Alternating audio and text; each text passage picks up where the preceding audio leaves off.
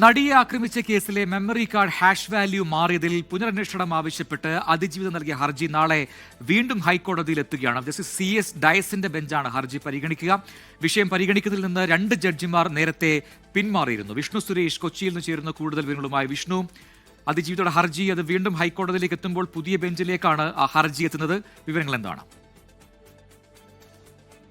ഇത് 3-ാം തവണയാണ് അതിജീവിയുടെ ഹർജി ഒരു ബെഞ്ചിലേക്ക് എത്തുന്നത്. മുൻപ് 2 തവണ ജസ്റ്റിസ് ജോബിൻ സെബാസ്റ്റ്യൻ, അതിനു പിന്നാലെ കൗസർ എടപ്പകത്ത്, ഇവർ രണ്ടുപേരും പിന്മാറിയിരുന്നു. സാങ്കേതികമായ കാര്യങ്ങൾ ചൂണ്ടിക്കാണിച്ചാണ് അവർ പിന്മാറിയത്. ജോബിൻ സെബാസ്റ്റ്യന് മുമ്പാകെ വന്നത് അദ്ദേഹം ജുഡീഷ്യൽ രജിസ്ട്രാർ ആയിരിക്കെ ഇത്തരത്തിലൊരു ഭരണതലത്തിൽ നടപടി വേണം ഈ വിഷയത്തിലെന്ന് ആവശ്യപ്പെട്ട ഒരു പരാതി അദ്ദേഹത്തിന് മുമ്പാകെ വന്നിരുന്നു. ഒപ്പം കൗസർ എടപ്പത്തിന്റെ കാര്യം പരിശോധിച്ചാൽ അദ്ദേഹം ജില്ലാ ജഡ്ജി ആയിരിക്കെ അദ്ദേഹത്തിന്റെ തന്നെ സ്റ്റാഫിൽ ഒരാൾ ഈ മെമ്മറി കാർഡ് പരിശോധിച്ചതായി അക്ക ഉയരുകയും കൗസർ എടപ്പകത്ത് അടക്കമുള്ള ആളുകളുടെ മൊഴി രേഖപ്പെടുത്തുകയും ചെയ്തു. ആ ഒരു പശ്ചാത്തലത്തിൽ രണ്ടുപേരും പിന്മാറിയത്. ഇതിന് പിന്നാലെ ഇപ്പോൾ CS ഡയസിന്റെ ബെഞ്ചിലേക്കാണ് ഈ ഹർജി എത്തുന്നത്. നാളെ പരിഗണിക്കുമെന്നാണ് മനസ്സിലാക്കുന്നത്.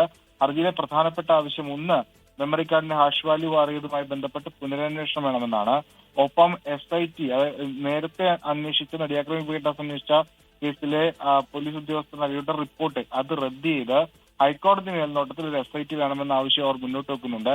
ഇതിൽ നിന്ന് ഇപ്പോൾ പ്രോസിക്യൂഷൻ എന്ത് നിലപാടാണ് കോടതി സ്വീകരിക്കാൻ പോകുന്നത് എന്നുള്ളതാണ് ഏറെ ശ്രദ്ധേയമായിട്ടുള്ള കാര്യം. കഴിഞ്ഞ തവണ ഹർജി പരിഗണിച്ച ഘട്ടത്തിലൊക്കെ സാവകാശം വേണമെന്നാണ് അവർ നൽകിയത്. നാളെ അവരുടെ നിലപാടും ഏറെ ശ്രദ്ധേയമായിരിക്കും. പ്രതി വിഷ്ണു സുരേഷാണ് കൊച്ചിയിൽ നിന്ന് വിശദാംശങ്ങൾ നൽകിയത്.